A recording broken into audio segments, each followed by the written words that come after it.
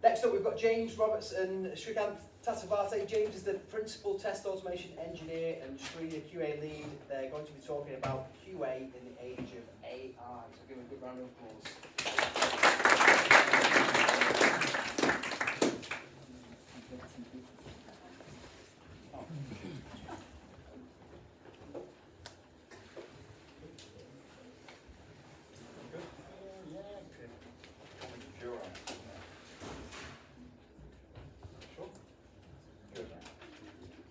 Great to see you here today, everyone.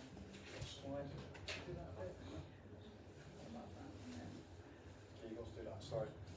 So I'm James. I've been working QA over 20 years, in fact 24 years, which by my son's standards probably makes me a real old dinosaur.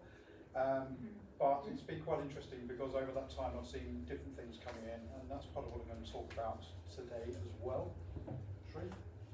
Hello everyone, I'm Sri. I lead a team which breaks things for living, right? Mostly software, but yeah. With James, I'm the QA lead for Interact. Yeah, and we're going to talk something which is the hot topic of the software industry or any industry, it's AI. I need to flip that. Magic. So I'm just going to give you a quick introduction about Interact, and it's not a sales pitch, I'm just giving you some facts. We create an intranet. It's the slogan we have is to inform and connect every organisation's greatest asset, people. And let me add to this, from a QA point of view, it is a massive, big product. It's empty for a reason, and that's fine. We've got over 30 years experience here. In fact, the product isn't quite as old as that, but it is aging, not in a bad way. It's grown organically over the years. We have over 1,000 customers. We have 5.1 million users per month. We offer it as a SaaS software. So for us in QA, it's a real, not challenge, but it's up to us to make sure that product goes out to market in good state. And I'm sure you're all seeing over time, increase the time or decrease the time to market, increase the sort of opportunity of getting new changes and bits out to the clients. The team itself is around 20, I think maybe 19, 20 people. We work within the engineering group, so we work really closely together with all different parts of engineering, including development, cloud, and so on. We have a team which is of different skill sets, different backgrounds, and so on. So not every person is the same. And actually, for me, this is why AI is really important.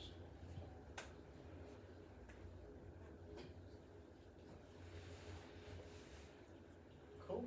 So, why should we care about AI?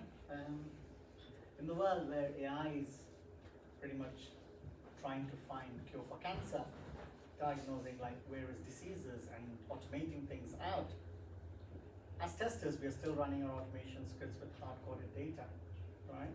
So we need to change that. AI is not coming, it's here, right? It's on your phones, it's on the fridge, it's even in James's washing machine apparently, but he still needs to load it. So yeah, it's not about replacing anyone, it's about making us better, making us faster, making us 10x better in terms of our output. Big tech invests like billions and billions into it. It's not going anywhere. We need to learn how to use it effectively to make sure we can be more predictive. Good. So for those people who have seen the change in the test industry or QA industry in terms of 15 or so years ago, automation became a bit of a thing. In fact, I think Selenium around 15 years ago came to play. And a lot of people at that time were worried, what's it going to mean to our jobs, what's it going to mean to our livelihood, etc. We're potentially going through the same again. And look, we're still here 15 or so years later. In fact, if you go back to the earlier days, it's me being a bit of a dinosaur again, I used a program called WinRunner about 22 years ago to look at automating a back office fund management system. Didn't work, it was an absolute nightmare, but it's progressed from a very basic GUI map program to some very basic logic into things like Selenium, and then we do in fact use Playwright today. And if you haven't used that, I would certainly give it a try. It is way ahead of some of the bits out there. The speed at which, so for QA, the speed at which change is coming through development with using things like AI and tool sets, it actually means we don't want to be on that back foot. We always want to be a little bit ahead of the game. If we don't keep up with change, we are going to be on that back foot. And that's when I wouldn't say we should be worried, but let's be honest, we've probably got to be a little bit worried. So we need to be, and we are using AI to support ourselves. Cool. So what is AI? Let's simplify it in smaller words, kind of a thing. Let's not get all starry-eyed here. It's no magic. It just learns from patterns which we put out, and it does things much faster. It's not smarter than you.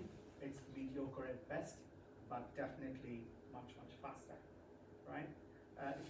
For example, if a car drives by itself, we call it AI, right? If a car drives by itself and crashes, we still call it an AI, but in beta, right? So that's where it is right now.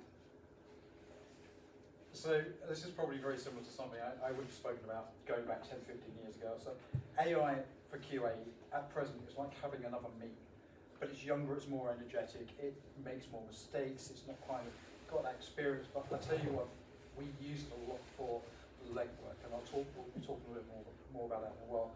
We don't need to feed it, don't need to let it have a drink, don't need to let it sleep, and all that sort of stuff. So the same thing as automation was a while ago. We ought to take advantage of that. I am in charge. It's down to me, but I am letting it do a lot of legwork at the moment. What happens tomorrow, next month, next year is going to change. Again, we need to be learning more and more about this. Cool. So, impact on software development and testing, right? Simple thing again, it's much faster. Recent data says that about 90% of the data generated in the world in the last 2 years is through AI actually. We are chucking out a lot of data. AI, it's more like a caffeine for developers. They chuck out code much faster, and it helps us find bugs much faster as well. Even before they commit, there are systems in place where you can check for failing tests, you can check for things which are wrong in the code itself, in the logic, and it's like it's gonna tell your baby is ugly, in the sense like your test suite is ugly, right? So it's gonna point out and throw it at your face straight away when something goes wrong. Copilot, for example, GitHub Harvard study says it helps developer write code 55% faster than what they used to do before. Right, so that's one of the stats. Yeah? Yep, cool. So I'm going to cover some real life examples, and these are things that I will use it for, and some, let's say real life examples. So generating test data, I don't know how many of you have been through the pain of generating test data over and over again. Actually, in fact, I can ask a question. I want, a table of automotive vehicles and sales prices, net profit, etc. And it will populate this data very quickly. I don't have to think about it. Okay, it may not be accurate, but actually it might be the data I need. I just need some data out there. It does a lot of legwork, like I mentioned earlier, for writing test cases. So an example, this is something we looked at earlier, in fact, wasn't it?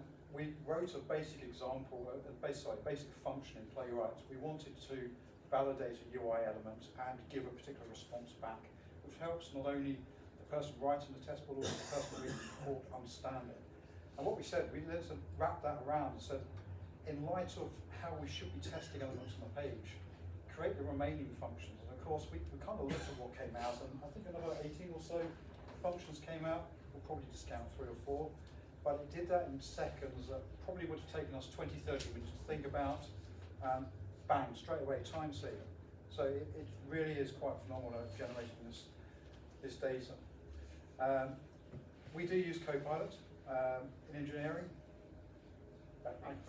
No worries, not AI. So we provide Copilot to engineering, including QA. So we've recently taken that on board as well. We're using agents, and it's opened up a new way of working as well. So whereas previously things have been really siloed to a single page, we're now looking at the whole solution, and then potentially beyond as well. So it's a learning curve for me, but also it's a great opportunity. I mean, I love tinkering, I love playing, I love finding out what things can do. Another thing is you can use AI to generate test scenarios. going back to the olden days, we used to have to write massive test scripts, and they would take a long, long time. I mean, it would take a long time to execute as well, but a lot of it would be repetitive. And things like Excel came on, well, it was always there, but we used Excel to copy, paste, and just change the parameters and various other things. I use it for generating test scenarios, and the reason I primarily use it is because it allows it to, I guess, put it out in a common language that everybody on the team can understand. It's not got my emotions, not got my thought behind it, other than this is what I want to do, this is the test data, and so on. And that really helps. And it also allows us to start looking into, I like to identify the scenarios I want to run based upon the risky areas of the product and things like that. It's stuff that we often look at when we build test plans. You know, we'll do a risk-based approach to testing. We're now looking to use AI where possible to say, give us, say, 70-80% of that data. We know it's our responsibility still, but it, again, does a lot of legwork. So it might put in typical common things. It might say you need to look at these test access, and so on. And it's really been useful for that. So there's a few real-life examples. I use it quite a lot. Not afraid to say that, but it does do a lot of that legwork stuff, which is really valuable.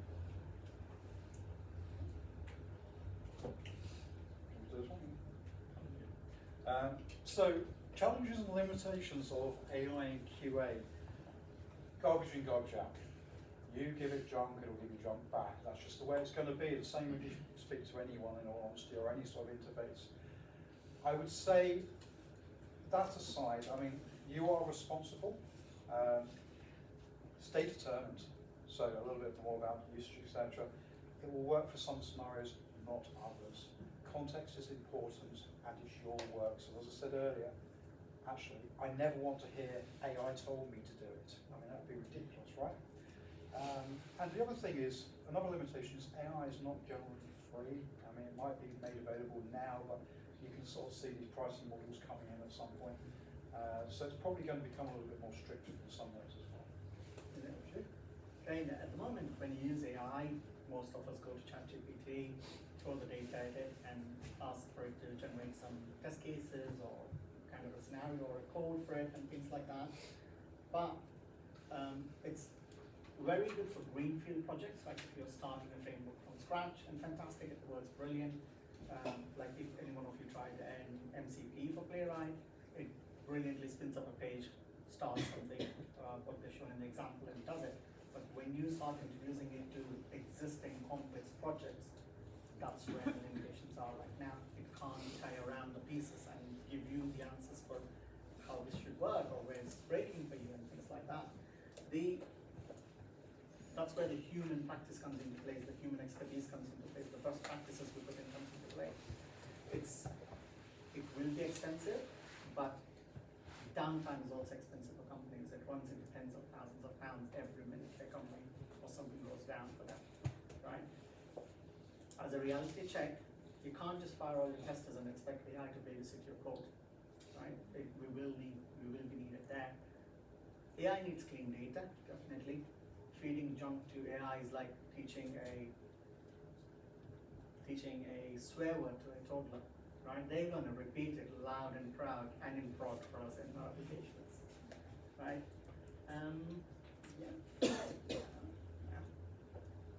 How to get started?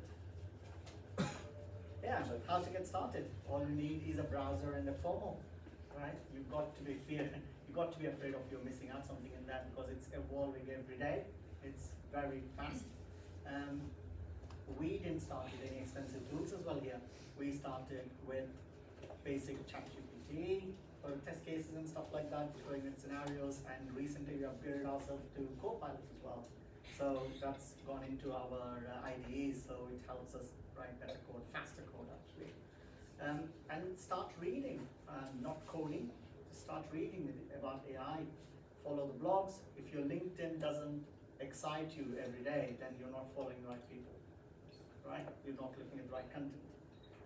Go to meetups like this, right? Listen, question, steal ideas, try it out in your systems and see how it works, whether it sticks or not, right? AI is at a very, I wouldn't say infant state, but it is at a state where everyone is curious about it. companies want to use it, they want to reduce the task, they want to reduce the development effort time, they want to monitor it and monetize it in the right way. Yeah. And this is where it starts. This is the right place for us to use it and implement it. Yeah. I lost my thought there for a second. Gone. Absolutely. I don't fully agree because I think AI is very much in its infancy at the moment. But let's have a chat tomorrow because it will be changed by then. So AI is changing every day, and I think the thing is try to keep up with it to a certain extent and look at some of the key trends. There will be junk out there, there'll be great information, it's kind of picking and choosing. If you try and get your head around all of it, it's not going to work. I mean, we're human at the end of the day and we have our own flaws and so on. Baby steps, try something. If it doesn't work, you can ironically ask AI why. I've had a conversation with Copilot recently, but I have sort of questioned why it wasn't able to deliver something when it thought it did. I'm also learning, and I think that's really important. For me, it's about how I look to adjust myself to get what I want. Context, as you've probably heard me mention a couple of times, is important. It works. Lack of context will give you junk back, guaranteed.